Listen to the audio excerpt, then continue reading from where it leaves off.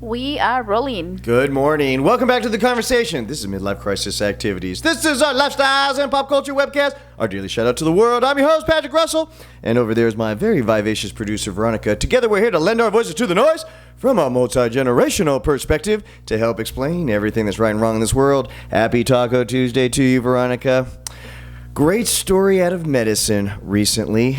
For the first time ever, a genetically altered pig heart was successfully transplanted into a human person. That's a 57-year-old Maryland man who found himself on the organ transplant donor list. You know that on average there's 100,000 Americans every year that are on this list, essentially just waiting for something terrible to happen to somebody else so that they can farm the organs, and hopefully that person had opted in to the organ donating. You know, you have to opt into the program, right? You do that typically at the state DMV or the Department of Transportation. I have not.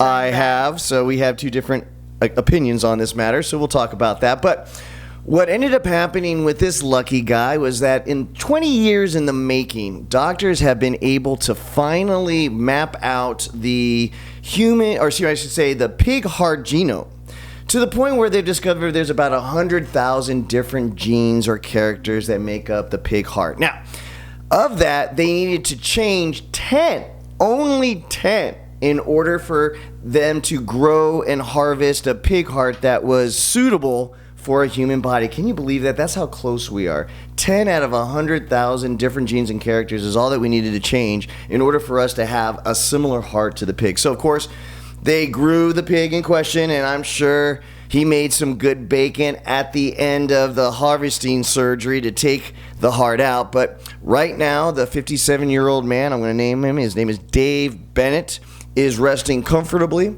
So there's a few firsts here. It's not just the transplant of the genetically altered pig heart into a human that we're talking about.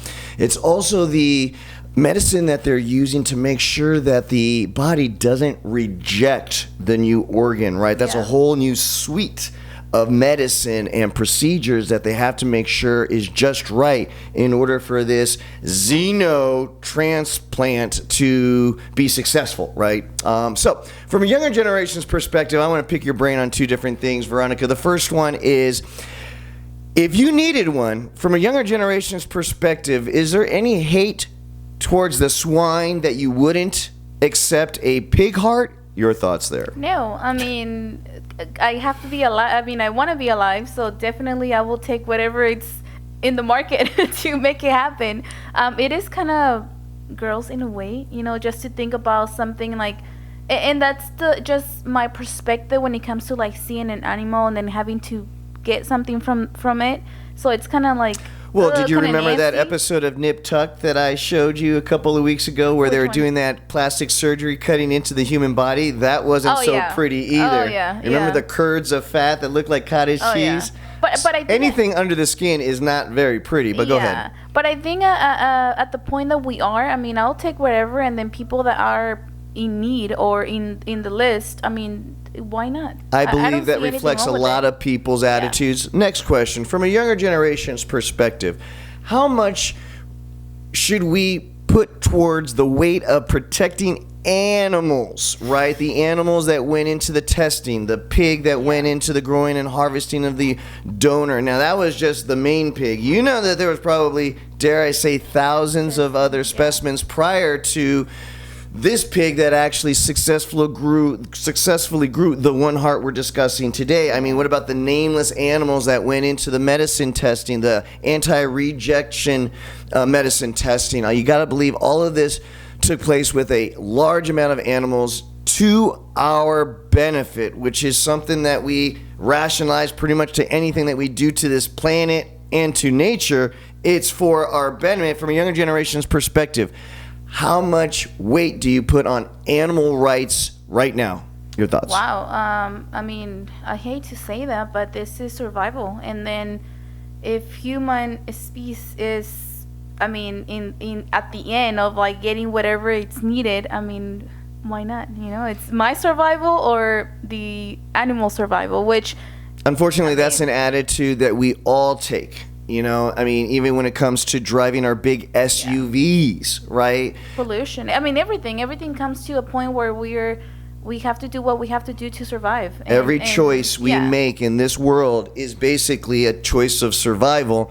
And let's face it, everyone, when it comes to us versus them, whoever them is, we've chosen us 7 days a week. Am I right on that? How long did it took for them to finally, and I know you can explain a little About 20 years from the research of somebody hatching the idea of being able to genetically alter, you know, any animal's or body so that it could be suitable for our use. Wow. It just so happens that a pig's what do you call it? Yeah, well, or their bodies and their biology. Brain fart on that one, Jason. Biology would be very similar. And like I said, out of 100,000 genetic characters and codes, they only needed to adjust 10 in order for the heart to be suitable for a human being. I think that was amazing. Do you think later on they're gonna? I mean, obviously, but what do you think is gonna be the next animal that happened to feed us or to like?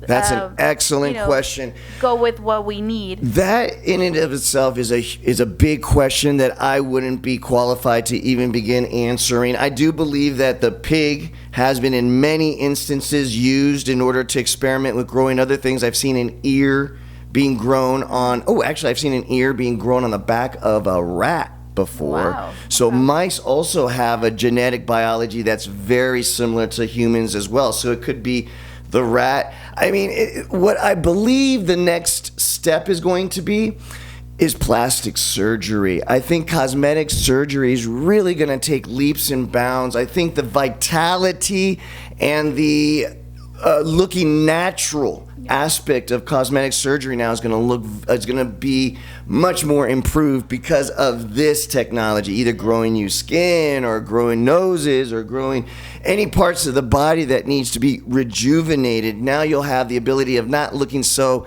aesthetically pleasing yet fake. Right? Now you'll look aesthetically pleasing and young and natural. And I think that's going to be the big difference, guys. My question to you, my last question is, how long do you think a person can live once they have the implant with the with this new process that they did? Like, what's the time? And that's what makes Dave Bennett so important and a man to celebrate, because he, through his sacrifice, we will find that out. Well, he didn't have an option, though, so he didn't have much of an option, but he did have to take that brave step of accepting the risk with an experimental procedure so that he could be a pioneer into medical science, so that we can answer that very question that you just asked, because we need to know. Right now, we're hoping from anywhere from a year to 5 years, but his doctor says, hey, there's no reason why that heart from the pig couldn't last forever. Guys, there's no right answer.